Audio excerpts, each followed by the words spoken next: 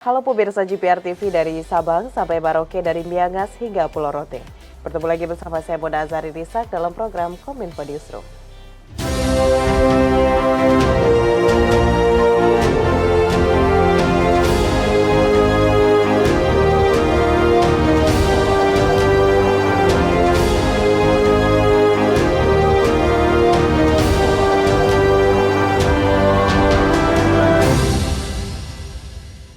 Pemirsa, kita ke informasi pertama. Sebagai upaya menangkal konten online hoax yang beredar di masyarakat, Kementerian Komunikasi dan Informatika telah mengidentifikasi 11.642 konten hoax sejak Agustus 2018 hingga Mei 2023.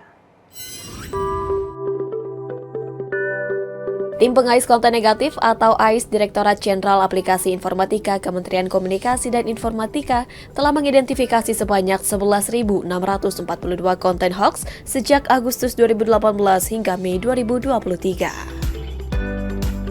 Hoax kategori pemerintah menempati posisi berikutnya, yakni sebanyak 2.111 konten. Yang diikuti kategori penipuan sebanyak 1.938 konten hoax, dan hoax kategori politik sebanyak 1.373 konten.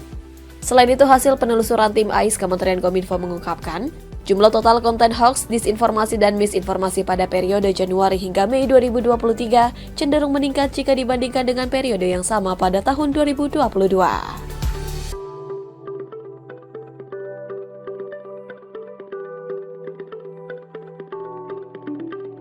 Tim AIS Kominfo dibentuk pada Januari 2018 untuk melakukan pengaisan, identifikasi, verifikasi, dan validasi terhadap seluruh konten internet yang beredar di ruang siber Indonesia dengan sasaran konten hoax, terorisme dan radikalisme, pornografi, perjudian, maupun konten negatif yang lainnya.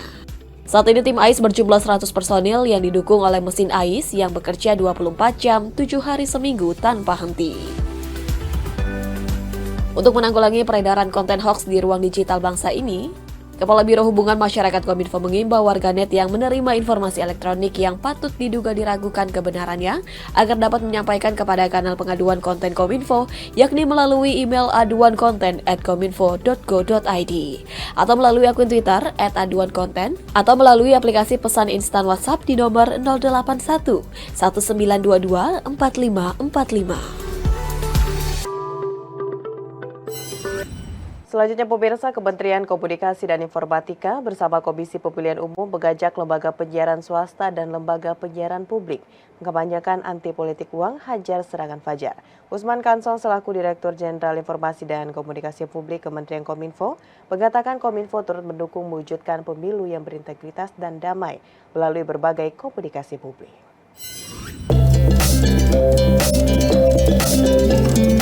Menciptakan pemilu yang berintegritas, damai, dan anti korupsi, Kementerian Komunikasi dan Informatika bersama dengan Komisi Pemilihan Umum mengajak lembaga penyiaran swasta dan lembaga penyiaran publik untuk mengkampanyekan anti politik uang, hajar serangan fajar melalui media gathering pemilu dan pemilihan serentak tahun 2024 di Hotel Pullman, Jakarta Pusat, Senin 3 Juli 2023. Wakil Ketua Komisi Pemberantasan Korupsi Alexander Marwata menjelaskan bahwa dalam praktiknya, politik uang dalam kontestasi politik memberikan pengaruh pada sistem politik demokrasi, yang pada akhirnya menjadi sebab adanya politik dengan biaya yang sangat tinggi. Oleh karena itu, pihaknya saat ini terus berupaya menggencarkan kampanye anti korupsi dengan tagline hajar serangan fajar kepada masyarakat di seluruh daerah, terutama yang memiliki ekonomi rendah maupun pendidikan yang belum memadai untuk menjadi pemilih yang cerdas, serta menjauhi politik uang dalam waktu pencoblosan maupun jelang pemilu 2024 mendatang. Alexander juga mengajak kepada seluruh pihak untuk terus bersinergi dalam membangun budaya anti korupsi dari lingkungan terkecil, mulai dari dalam rumah, lingkungan pekerjaan, hingga lingkungan pemerintahan.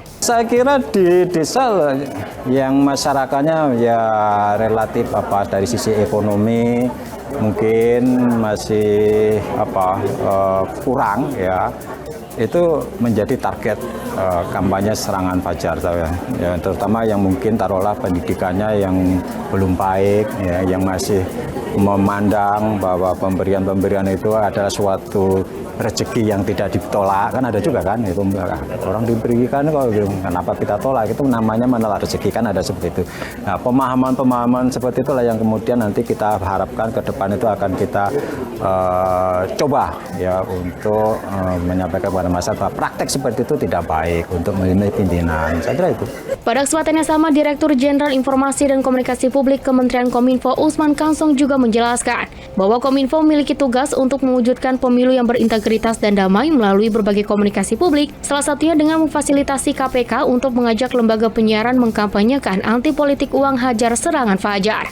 Hal tersebut juga didukung dengan penyelenggaraan bimbingan teknis bagi para penyuluh informasi publik di seluruh daerah di Indonesia yang bertujuan untuk meningkatkan partisipasi masyarakat dalam pemilu dan pemilihan serentak tahun 2024 mendatang. Saya kira kita bisa juga mendukung kampanye KPK dalam anti politik uang ini ke perdesaan. Kominfo ini kan IKP punya penyuluh informasi publik.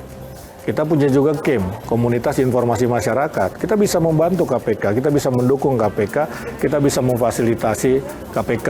Ya, bahkan kita sudah melakukan beberapa kali pelatihan untuk penyuluh informasi publik, sehingga mereka bisa mengajak masyarakat berpartisipasi untuk mencoblos pada tanggal 14 Februari misalnya 2024, dan juga berpartisipasi untuk menolak politik uang tadi, berpartisipasi untuk hajar serangan fajar itu.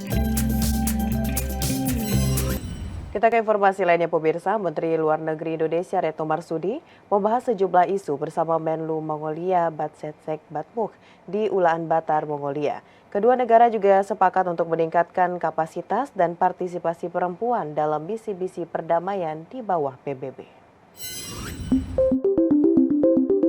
Menteri Luar Negeri Republik Indonesia Retno Marsudi selama di Ulaanbaatar, ibu kota negara Mongolia pada 28 hingga 29 Juni 2023, melakukan pertemuan bilateral dengan Menlu Mongolia, kunjungan kehormatan kepada Presiden Mongolia, dan menghadiri Female Foreign Minister Meeting. Dalam pertemuan bilateral dengan Menlu Mongolia, pemerintah Mongolia memberikan konfirmasi mengenai rencana pembukaan kembali Kedutaan Besar Mongolia di Jakarta. Komitmen ini disampaikan langsung oleh Presiden Mongolia.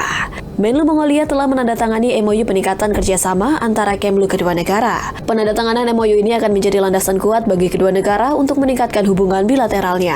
Di bidang ekonomi, kedua pihak sepakat untuk terus mengupayakan kerjasama ekonomi termasuk di bidang perdagangan dan investasi. Untuk investasi setelah pertemuan bilateral dengan Menlu Mongolia telah ditandatangani MOU antara Modena Indonesia dan Nomin Holding Mongolia terkait distribusi channel alat-alat rumah tangga buatan Modena Indonesia untuk pasar Mongolia. Ini adalah investasi pertama Indonesia di Mongolia dengan nilai sekitar 22 juta US dollar. Untuk perdagangan, saya menyampaikan pentingnya kerjasama fasilitasi perdagangan dan mengurangi hambatan dagang, khususnya untuk produk farmasi dan elektronik. Kedua Menlu juga sepakat untuk mendorong intensitas hubungan Kadin kedua negara. Keempat, peningkatan kolaborasi di bidang pariwisata, termasuk promosi 5 destinasi wisata prioritas Indonesia. Kedua negara juga sepakat untuk meningkatkan kapasitas dan partisipasi perempuan dalam misi-misi perdamaian di bawah PBB, sebab Indonesia dan Mongolia adalah dua negara kontributor besar dan aktif bagi pasukan perdamaian PBB. Terakhir, Menlu Retno berharap Menlu Mongolia dapat hadir dalam pertemuan Asian Regional Forum di Jakarta pada 14 Juli 2023 mendatang. Pemerintah Indonesia dan Inggris menjalin kerjasama bidang keamanan siber melalui Foreign Commonwealth and Development Office. Memorandum of Understanding on Cyber Security Cooperation ditandatangani Kepala BSSN Republik Indonesia dan Wakil Perdana Menteri Inggris Raya pada Senin lalu. Badan Siber dan Sandi Negara atau BSSN Republik Indonesia dan pemerintah Inggris sepakat untuk melanjutkan hubungan kerjasama terkait keamanan siber dan peningkatan kapasitas dalam bidang siber melalui pertukaran pengetahuan antar kedua negara. Kepala BSSN Republik Indonesia Hinsa Siburian menyebutkan, BSSN Republik Indonesia dan pemerintah Inggris telah melakukan kerjasama sejak tahun 2018 dan akan dilanjutkan hingga 5 tahun ke depan. Hal tersebut ditandai dengan dilaksanakannya MOU oleh Kepala BSSN dengan Wakil Perdana Menteri Inggris Oliver Dowden pada akhir bulan Juni lalu di Depok, Jawa Barat.